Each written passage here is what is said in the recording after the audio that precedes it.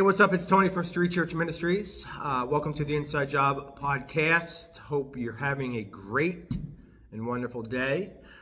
This is week one of a new series that we are calling Motives Matter Most. And we called this particular series that because the truth is that motives matter most, I think.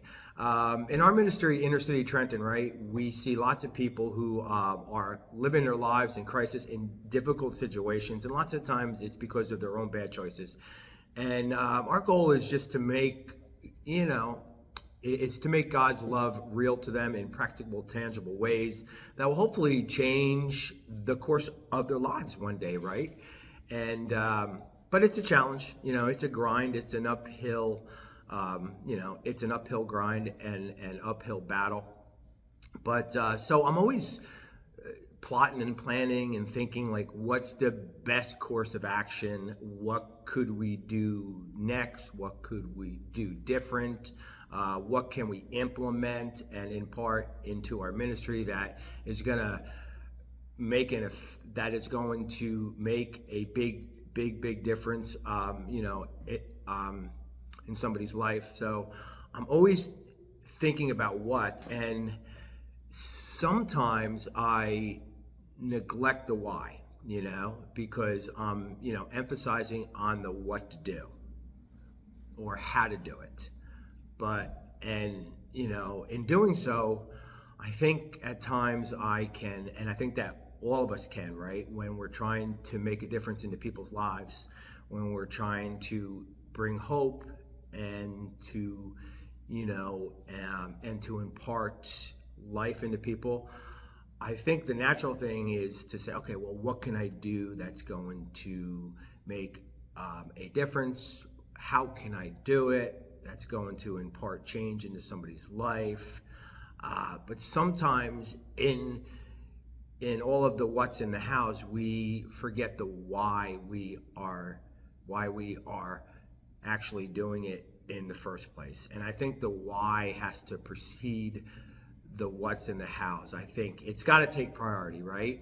Our motives have to be on point. They have to take priority, because in this life, on the streets, when you are ministering to people who are in and out of this life, in and out of addiction, living on the streets, living hard, they have a pretty good BS meter, right? They have learned to sift through the BS, so to speak, and they can tell if things are sincere or things are phony and contrived, or they can tell the difference, I think, between what is real and what is not real, because they themselves have learned how to hustle, right? And everybody's got to hustle in life. So the question is, what's our hustle, right?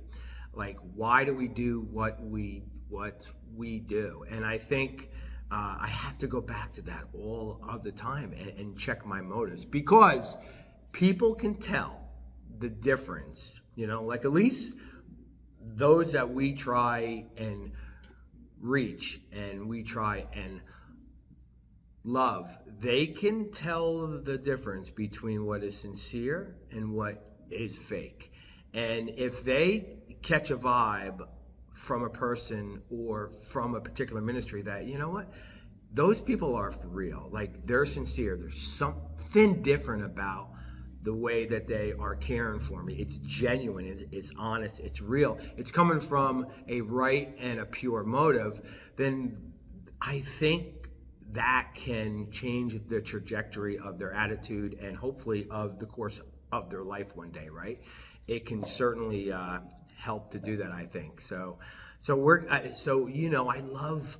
I was sleeping last night and I got up and I just remembered a dream I had, and I was dreaming 1 Corinthians chapter 13, right? It's the love chapter, and I was thinking of what the Apostle Paul said, and so I'm just going to read it to you, how he opens up the love chapter, right? The famous love chapter. Love is patient, love is kind, love is this, love is that. He opens it up like this, and it's really important. So let me just read it. He says, if I speak in the tongues of men or of angels, but do not have love, I am only a resounding gong or a clanging cymbal. So let's stop right there.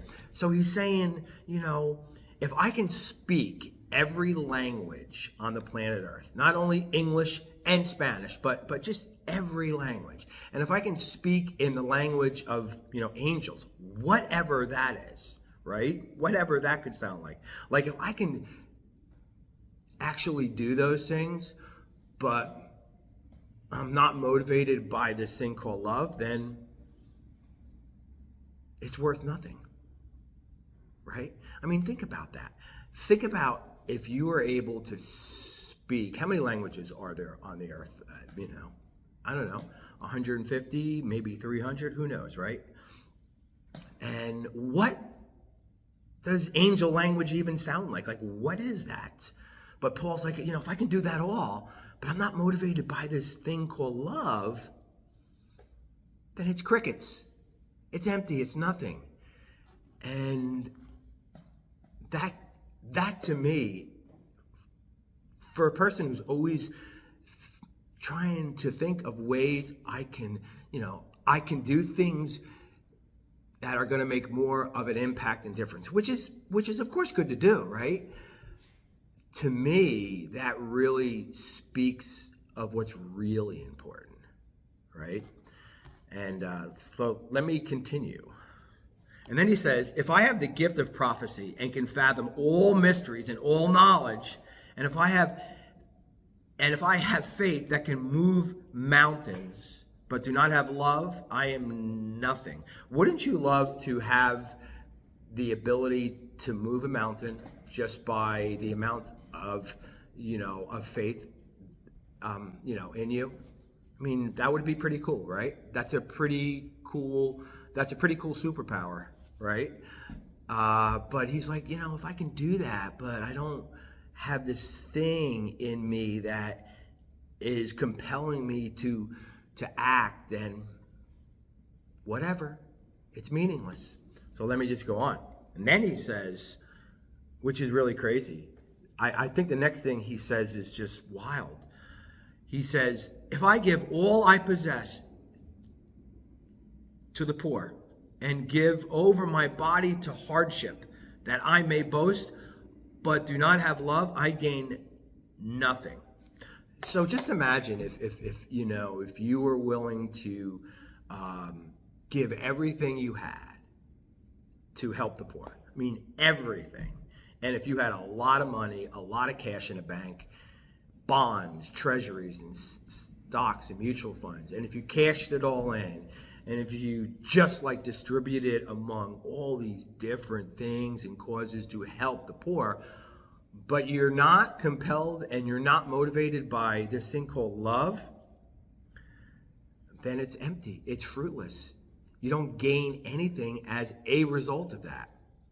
So, so in short, this is why I think it's important that we talk about motives matter most.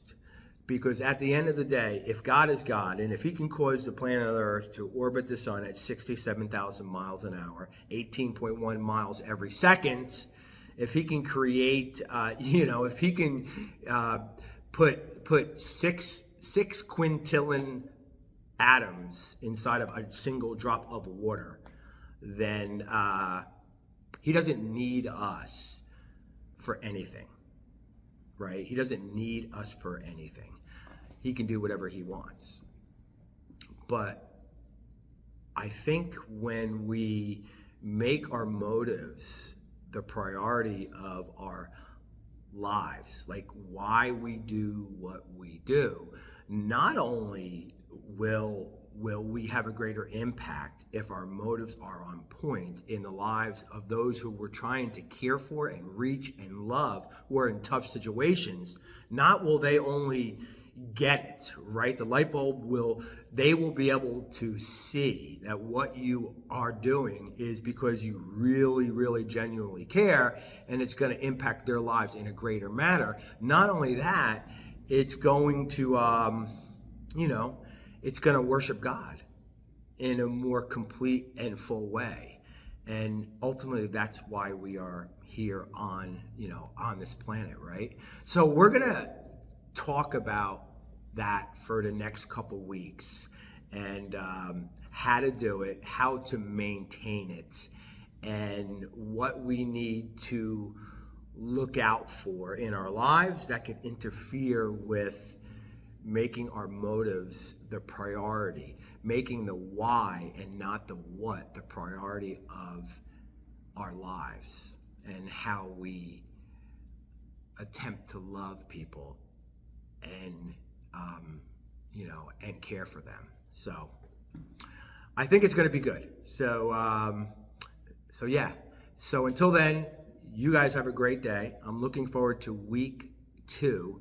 I think it's going to surprise you, all of the things that I am going to share. But I think it's going to surprise you in a good way, hopefully. So until then, have a great week.